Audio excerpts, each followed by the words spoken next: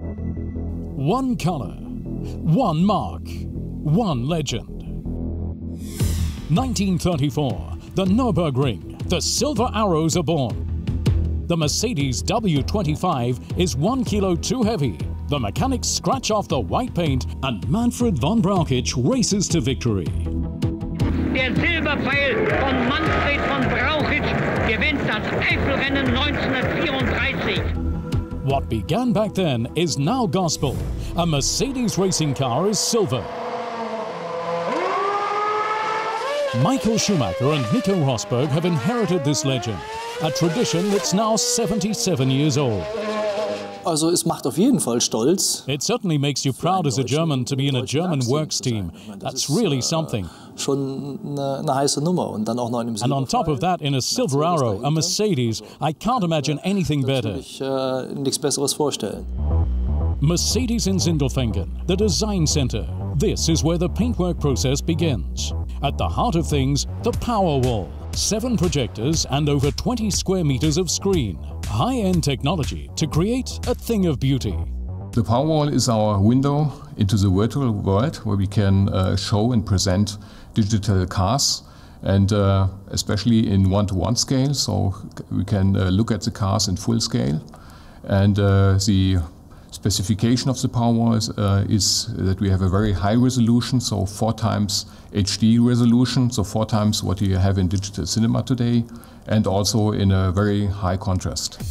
On the Powerwall, there are no limits. The Mercedes GPW02 can be depicted on any circuit, in different weather conditions and lighting, in an enclosed space or under open skies. Every section, no matter how small, is brought into perspective. From the outset, a creative process. In Sindelfingen are the first designs developed, and was on the workstation, on the Powerwall and so on. And we have developed the color paint with the additives, with the effects and so on. 3D or 2D, the thickness of the shading using paint or decals. The lettering for the sponsors gets created, designed and tested. Another decisive point is selection of the appropriate shade of paint. Not all silvers are the same. Here's a matte silver and here's a gloss one. And the gloss silver comes out with much more brilliance on the car. It stands out better from the track and has a greater impact on TV in shots of the starting grid. The results are now presented to the team management and drivers. First impressions. Yeah, it was the first time that I saw this year's car. It was on the Powerwall.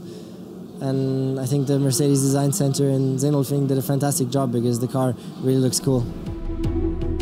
At the Mercedes factory in Brackley, England, the livery is then applied. In the paint shop, over 25 different body parts are painted to create a single unit. We have a left side and a right side, and then we discuss and we decide which side is the best one, and then we make the whole body, the whole car in Brackley, and yeah, then we have the finish of the car. One of the key aspects in the process, the weight of the paint. Formula One is unforgiving, and 1 gram too much could be decisive. This season alone, around 30,000 litres of paint will be used for the whole team. A colour that represents a team and an entire company, and that fills not only the drivers with pride. Today's boss was a big fan of the silver cars, even way back when.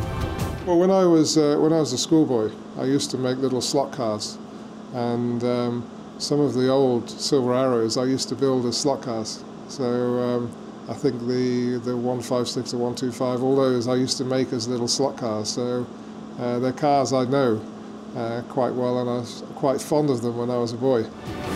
A fondness shared by many motor racing fans, and one that's endured from that first race at the Nürburgring through to this day. One colour, one mark, one legend.